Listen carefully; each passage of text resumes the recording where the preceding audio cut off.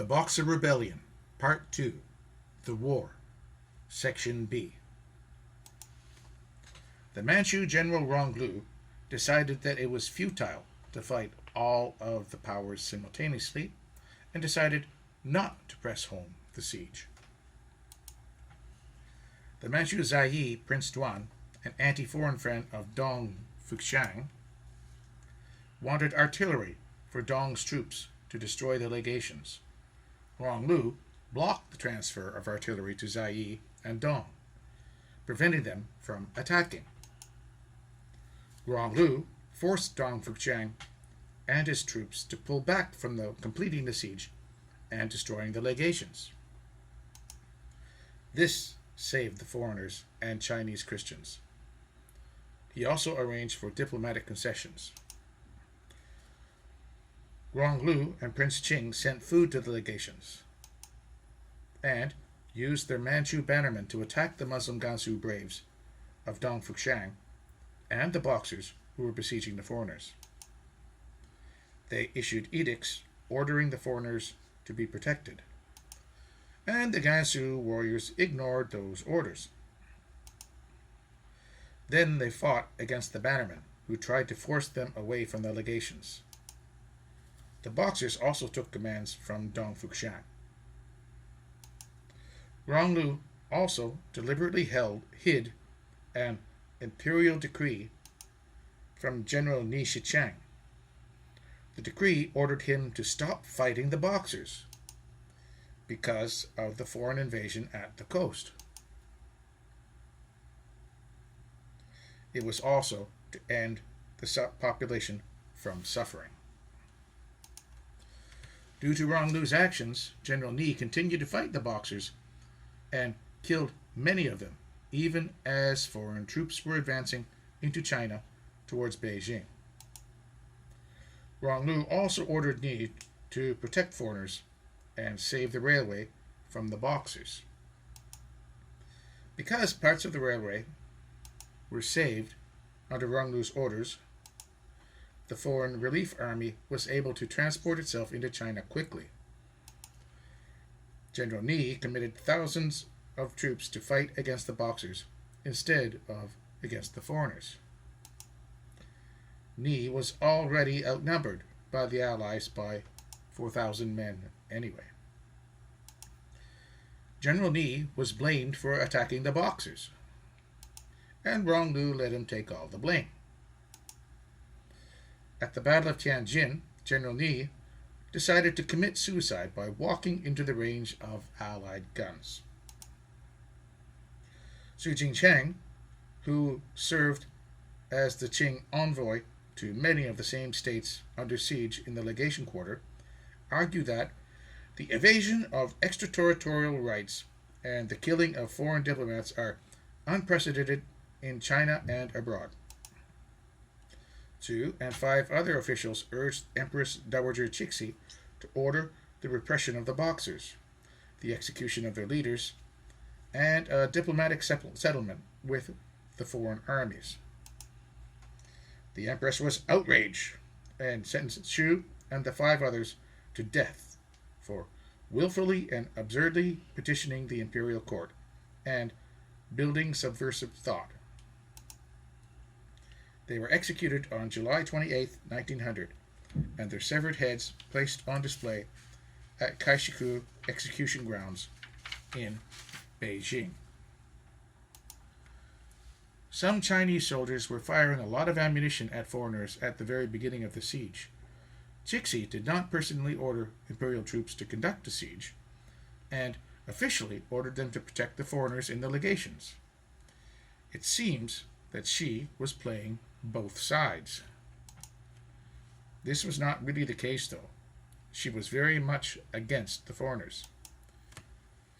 Prince Duan led the Boxers to go on a looting rampage against his enemies within the Qing imperial court, as well as the foreigners. This was still happening, even though imperial troops expelled most Boxers after they arrived into the city.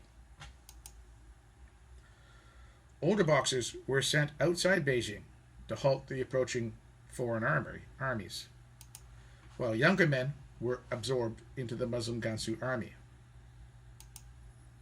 With conflicting allegiances and priorities within the various forces inside Beijing, the situation in the city became increasingly confused.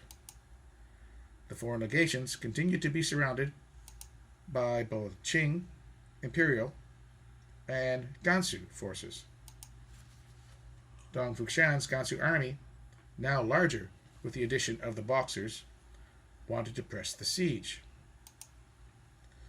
Ronglu's imperial forces seem to have largely followed Empress Cixi's official decree and tried to protect the legations. To satisfy the conservatives in the imperial court, Ronglu's men also fired on the legations and let off firecrackers to give the false impression that they were also attacking the foreigners. Inside the legations and out of communication with the outside world, the foreigners simply fired on any targets they could see. This included messengers from the imperial court. They didn't know they were messengers.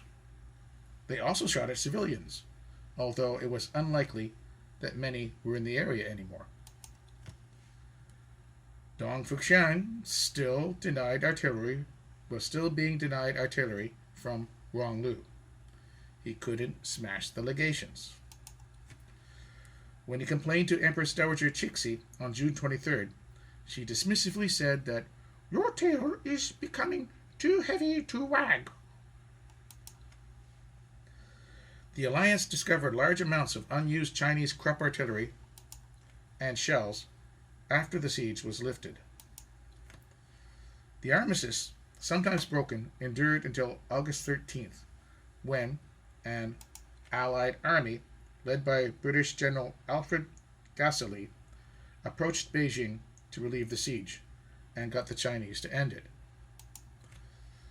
The Chinese fired their heaviest fusillade on the legation quarter. Then, as the foreign army approached, the Chinese forces ran away.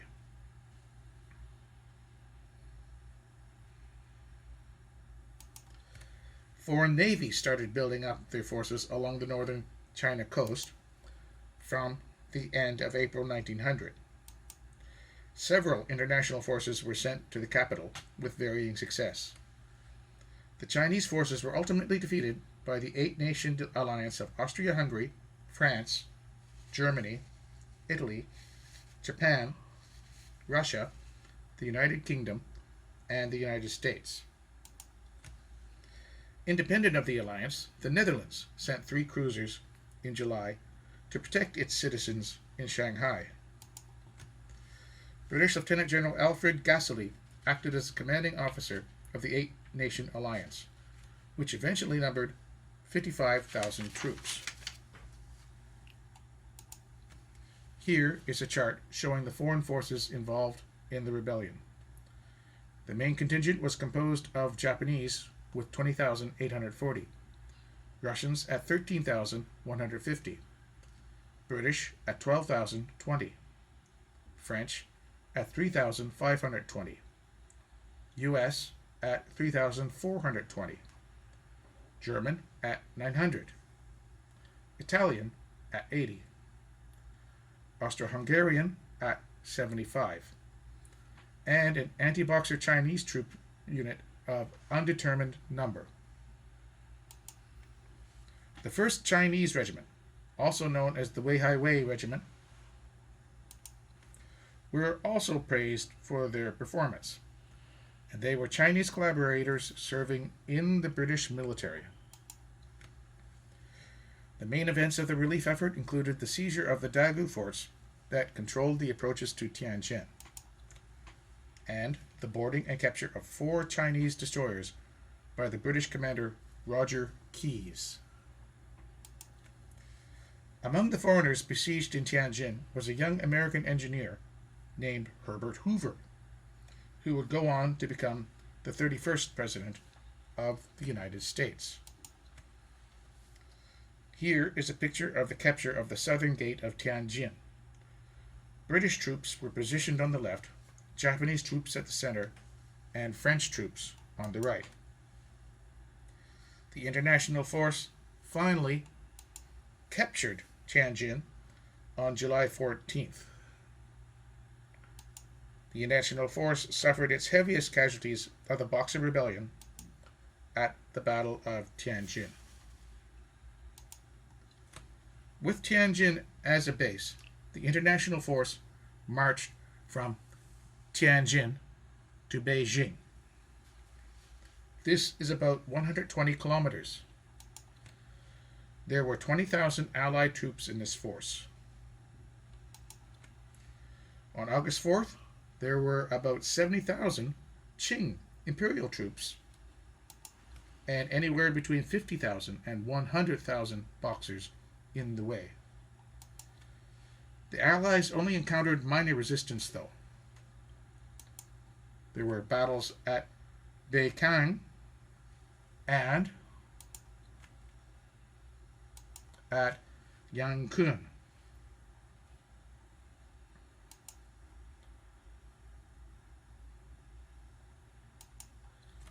At Yangkun, the 14th American Infantry Regiment and British troops led the assault. The weather was a major problem. It was extremely humid, and temperatures were sometimes reaching 42 degrees Celsius, or 108 degrees Fahrenheit. These high temperatures and insects were a very big problem for the Allies. Soldiers became dehydrated, and horses died. Chinese villagers killed Allied troops who searched for the wells. The heat killed Allied soldiers, who often foamed at the mouth. The tactics along the way were gruesome on either side. Allied soldiers beheaded already dead corpses in frustration. They also bayoneted or beheaded live Chinese civilians, although that was likely because those persons killed Allied soldiers who were just searching for water. There were allegations of other atrocities, but the claims were unlikely, at least from the Western soldiers.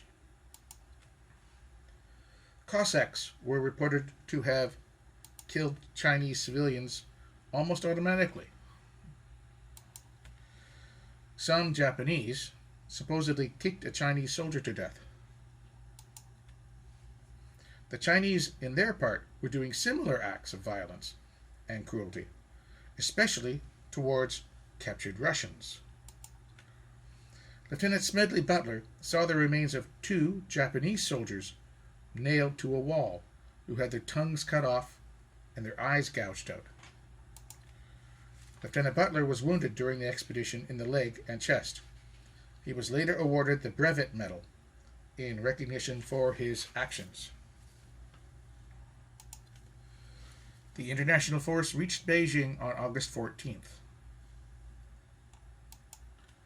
Following the defeat of the Beiyang army in the First Sino-Japanese War, the Chinese invested heavily in modernizing the imperial army.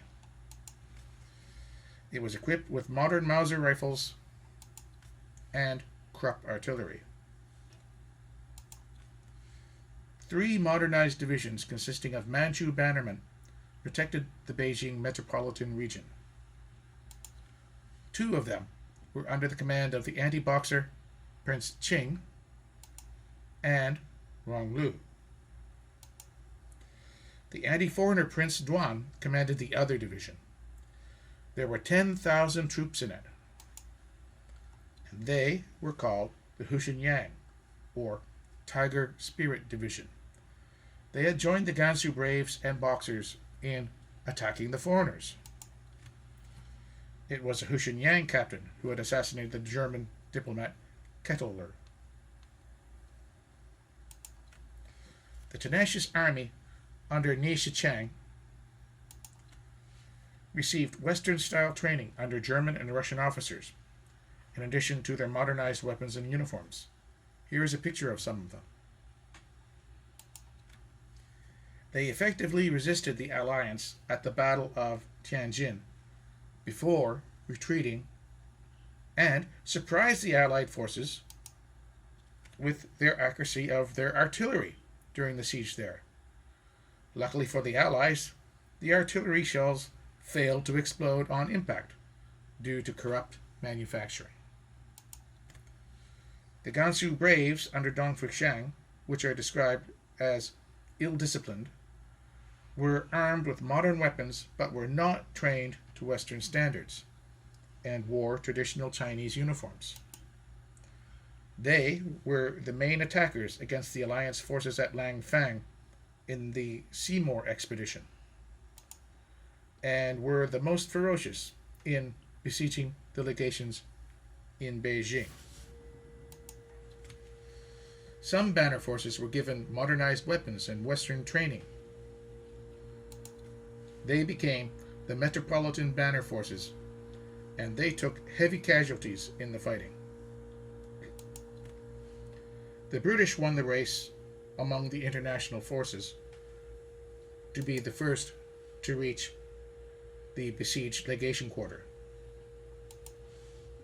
The US was able to play a role due to the presence of US ships and troops stationed in Manila since the US conquest of the Philippines during the Spanish-American War and subsequent Philippine-American War. In the US military, the action in the Boxer Rebellion was known as the China Relief Expedition. United States Marines scaling the walls of Beijing is an iconic image of the Boxer Rebellion. The British Army reached the legation quarter on August 14th and relieved it. The Japanese soldiers relieved the Beitang on August 16th. And then they were followed by the French. In the early hours of August 15th, just as the legations were being relieved,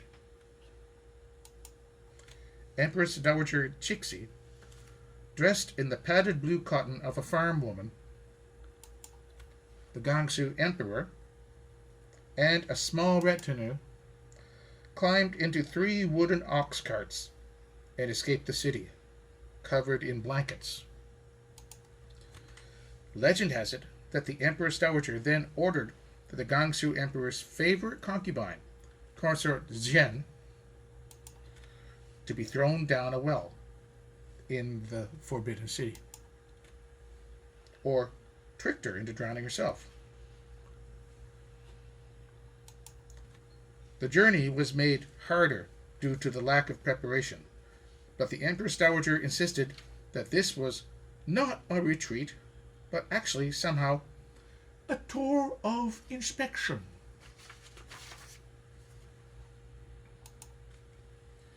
After weeks of travel, the party arrived in Xi'an, in Shaanxi province, with protective mountain passes where the foreigners could not reach. It was deep in Chinese Muslim territory and protected by the Gansu Braves. The foreigners had no orders to pursue the Empress Dowager, so they decided to stay put.